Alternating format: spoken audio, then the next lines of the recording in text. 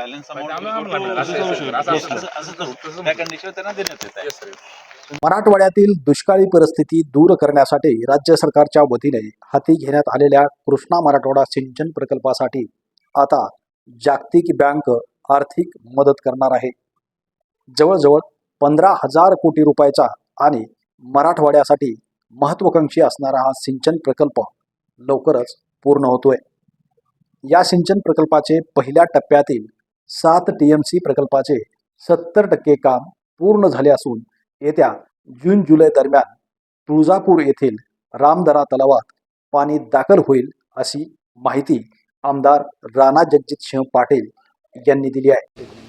कृष्णा मराठवाडा प्रकल्पाच्या माध्यमातून आपण 23.66 TMC आपल्या या भागाला बीड आणि धाराशिवला मिळावं असं साधारण अभिप्रेत केलेलं आहे.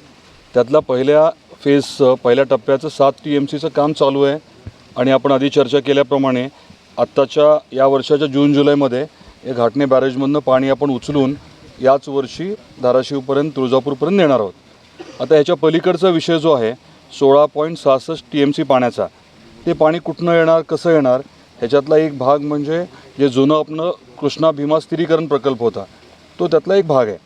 आणि आता आपल्या सरकारने आदरणीय देवेंद्रजी फडणवीस साहेबांनी मुख्यमंत्री असतानाच या बाबतीतला विचार केलेला होता आणि आता प्रवीण परदेशी साहेब आणि इतरांनी मिळून आपला कोल्हापूर आणि सांगलीमध्ये जर 2-3 वर्षाला जो पूर येतो ते पुराचं पाणी दुसरीकडे न्यायचं, जेणेकरून पुराने जे नुकसान होतं ते कमीत कमी होईल असा त्यांनी एक जो विचार केला होता. त्यातला एक महत्त्वाचा भाग असा आहे की ते पाणी आपल्या भागात आणायचं, मराठवाड्याकडे आणायचं.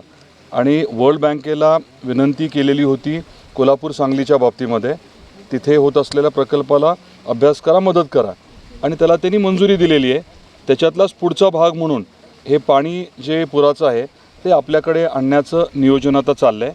आणि आता आपण वर्ल्ड बँकेला हीच विनंती करतो आहे की ह्या प्रकल्पाचा अभ्यास करा. त्यांना कसं आहे, जागतिक स्तरावरती वेगवेगळे त्यांनी कामं केलेली आहेत, वेगवेगळे बारकाईने अभ्यास केलेले आहेत. तर त्या अनुषंगाने आपल्याला काही चांगल्या सूचना त्यांच्याकडनं मिळतील, DPR त्यांच्या माध्यमातून होईल अशी अपेक्षा आहे. 14 फेब्रुवारी रोजी जागतिक बँकेच्या पथकाने सीना नदीवरील घाटणे बॅरेजला भेट दिली. या प्रकल्पासाठी 2200 कोटी रुपयाची मदत जागतिक बँक करणार असल्याची माहिती प्रवीणसिंह परदेशी यांनी सांगितली आहे. तर आज आपल्याकडे इथे जागतिक बँकेचे पथक आलेलं आहे. आपल्याला माहीत असेल की दर 3-4 वर्षांनी कोल्हापूर सांगलीमध्ये कृष्णा नदीत मोठा पूर येतो आणि त्या पुरात काही वर्षी जेवढं पाणी आपले नवादानी महाराष्ट्राला दिलेलं आहे त्याच्यापेक्षा जास्त पाणी 178 TMC पाणी वाहतो आणि ह्या पुरामुळे खूप मोठा नुकसान होतो. आणि दरवर्षी जेव्हा पूर येतो तेव्हा 150-200 कोटी रुपये आपल्याला खर्च करायला लागतात, लोकांचे नुकसान भरपाई प्लस लोकांना नुकसान तर होतो. तर अशी कल्पना मांडण्यात आली होती की एका ठिकाणी पूर होतो परंतु आपले धाराशिव जिल्ह्यात आणि ह्या भागात सोलापूरमध्ये आणि पुढे बीडमध्ये दुष्काळ असतो. तर तो जो पुराचा सरप्लस पाणी आहे तो इथपर्यंत आणता येईल का, तर ह्या बाबतीत जो प्रोजेक्ट आम्ही मंजूर करून घेतला, मागच्या वेळीस हा प्रोजेक्ट मंजूर होता परंतु काय कारणास्तव तो होऊ शकला नाही. तर आपली नवीन CM आणि DCM साहेब आल्यानंतर परत ह्या प्रकल्पाला आपण कार्यान्वित केलं, कारण 2019लाच आम्ही ह्याची कल्पना मांडली होती. पण आता ते कार्यान्वित झालं आणि गव्हर्नमेंट ऑफ इंडियानी पण त्याला मान्यता दिलेली आहे. तर ह्याच्यामध्ये एका बाजूला आपण पुरामुळे होणारं नुकसान कोल्हापूर सांगलीमध्ये कमी करू, परंतु त्याच्यातला जो जास्त पाणी आहे तो जो 21 TMC पाणी मराठवाड्याला मिळणारच आहे, तर त्याचाच फायदा घेऊन, त्या प्रकारचे कॅनॅल्सचा फायदा घेऊन आपल्याला मराठवाड्याला आणता येईल का ह्याचा विश्लेषण करून त्याला किती पैसे लागणार आहे आणि त्याचं काम कसं सुरू करता येईल त्या बाबतीतची ही पथक आहे. मध्ये एक फायदेशीर गोष्ट अशी आहे की हा इंट्रा बेसिन ट्रान्सफर नाही आहे. म्हणजे आपण कृष्णाचं पाणी गोदावरीमध्ये नाही घेऊन जात, कृष्णाचं पाणी कृष्णाचेच पण डेफिसिट एरिया, कारण सीनाचा बेसिन डेफिसिट बेसिन आहे तर त्याच्यामध्ये आणतो. तर एन्व्हायरमेंटली किंवा पर्यावरणाच्या दृष्टिकोनातून हा चुकीचं काम नाही आहे.